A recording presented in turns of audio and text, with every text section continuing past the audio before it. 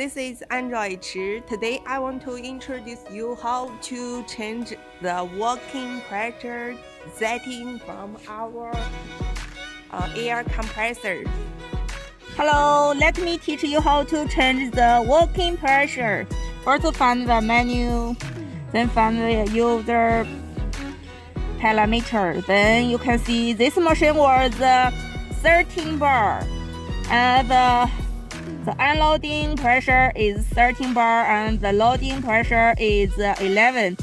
Then you need to, if you want to change to the 7.5 to 10, then press it first. Then password 3377. Confirm. Then change this one 0.75. Enter. Then change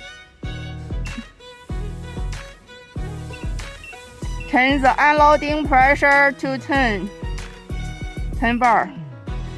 Then you also need to change the motor VSD pressure. It needs to be 0.95. It needs to be lower than unloading pressure, 0.5 bars less.